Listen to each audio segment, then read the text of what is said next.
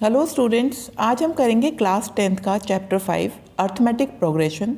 इसका इंट्रोडक्शन आज हमें करना है। ये हमारा पहली वीडियो है इस चैप्टर की, तो इसको मैंने पार्ट 1 के नाम से इंट्रोड्यूस कर दिया है। अच्छा, अब हम सबसे पहले करेंगे सीक्वेंसेस, क्योंकि जो अर्थमेटिक प्रोग्रेशन है कुछ नहीं होता है, एक टाइप की सीक्वेंस है। तो सबसे पहले आपको पता होना चाहिए कि सीक्वेंसेस क्या होती हैं। ठीक है, सीक्वेंसेस क्या होता है कि सेट ऑफ नंबर्स होता है। जैसे कि कोई भी एक सेट ऑफ नंबर है जो फॉलो कर रहा है कोई सर्टेन रूल। ठीक है, तो जैसे कि 1, 8, 27, 64, 125 है। इसमें क्या रूल चल रहा है? यहाँ पे चल रहा है 1 cube, 1 is 1 cube, 8 is 2 cube, 27 is 3 cube and 4 cube and 5 cube and so on. क्या है ये? Cube of natural numbers. ठीक है, this is the set of numbers having cubes of natural numbers. ठीक, अब दूसरा जो सेट देखते हैं वो है 1, 1/2, 1/3, 1/4, 1/5 एंड सो ऑन। ये है reciprocal of natural number, set of reciprocals of natural numbers. इसी तरह ये है set of even numbers, even natural numbers. ठीक, तो ये सब क्या है? सीक्वेंसेस हैं कुछ जिसका एक सर्टेन रूल फॉलो करते हुए एक सेट है, उसे हम सीक्वेंस कहते हैं। अब हम आते हैं अर्थमेटिक प्रोग्रेशन, जो कि हमारा चैप्टर है। अर्थमेटिक प्रोग्रेशन भी एक तरह की सीक्वेंस होता है और बहुत सिंपल सीक्वेंस होती है, जिसमें कि एक कांस्टेंट नंबर मुस्तकिल उसमें ऐड हो रहा होता है। कंटिन्यूसली हम उसमें एक नंबर ऐड कर रहे होते हैं, तो जो नंबर बार बार ऐड हो रहा होता है, फॉर एग्जांपल अगर 2 है, 5 है, 7 है, -5 है, कुछ भी है, तो उसे हम कहते हैं कॉमन डिफरेंस। उसे हम कहते हैं कॉमन डिफरेंस। फॉर एग्जांपल, पहले मैं आपको अर्थमेटिक प्रोग्रेशन को हम AP भी कहते हैं। AP मतलब A for arithmetic, P for progression, AP short form है इसकी। तो इसकी हम डेफिनेशन कर लेते हैं। A sequence A1, A2, A3 and so on, AN तक जा रही है, N अप टू काफ़ी नंबर तक जा रही है, इनफाइनाइट नंबर तक ही चलती चली आ रही है, is called an arithmetic progression if there exist a common number D। एक ऐसा नंबर D है सच दैट कि A1 तो A ही रहेगा, फर्स्ट टर्म इज A, और जो दूसरी सेकेंड टर्म आएगी A2 उसमें D ऐड होता रहेगा, हो जाएगा। और A3 में क्या होगा? A2 में जो A2 आया उसमें फिर D ऐड हो जाएगा, और A4 में फिर A3 में D ऐड हो जाएगा। तो एक कांस्टेंट नंबर D ऐड होता चला जा रहा है।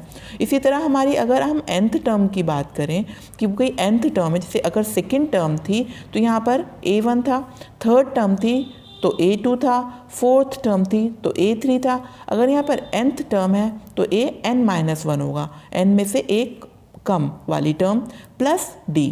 ठीक है, इसी तरह nth टर्म पता चलेगी एंड सो ऑन। ठीक है, दस if the first term is A, अगर हमें फर्स्ट टर्म A दी हुई है और कॉमन डिफरेंस जो उसमें D दिया हुआ है, जो एक नंबर है जो ऐड होता चला जा रहा है, तो हम अर्थमेटिक प्रोग्रेशन को कैसे फॉर्म करेंगे? फर्स्ट टर्म हम A लिखेंगे, उसमें हम D ऐड करेंगे, A plus D। Second term मिलेगी हमें A plus 2D, A plus 3D, मतलब फर्स्ट टर्म में बार बार D ऐड होता चला जाएगा, इज एन AP। तो ये एक AP बन जाएगी। ठीक है, वेयर A1 फर्स्ट टर्म क्या है इसमें? A, सेकेंड टर्म क्या है? A2 is A plus D।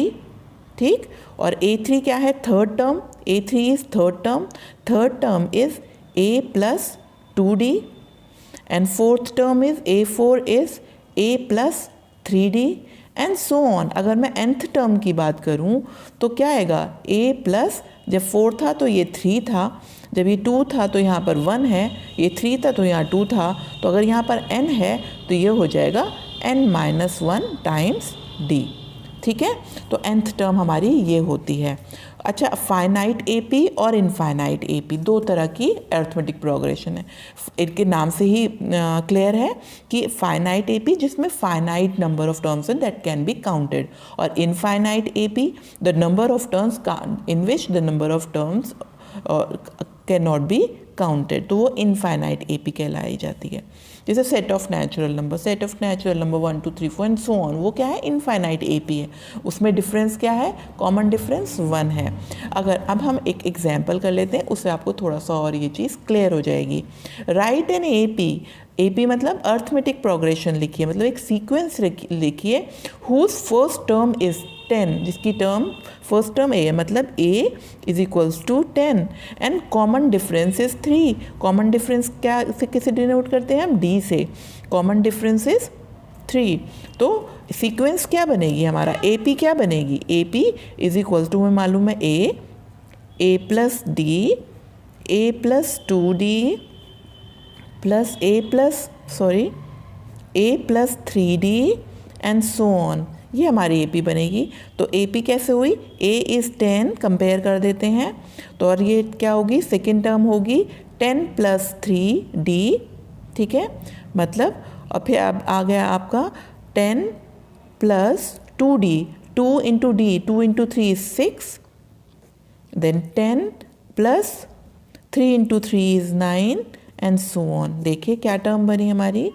10, 13, 16, 19 and so on.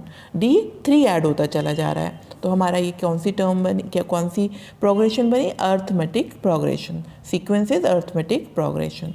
ठीक है, बहुत सिंपल सा एग्जाम्पल था। इससे मुझे ये लगता है आपको थोड़ी सी इसकी नॉलेज हो गई होगी। अब हम नेक्स्ट वीडियो में करेंगे अर्थमेटिक प्रोग्रेशन की एक्सरसाइज 5.1। तब तक के लिए बाय।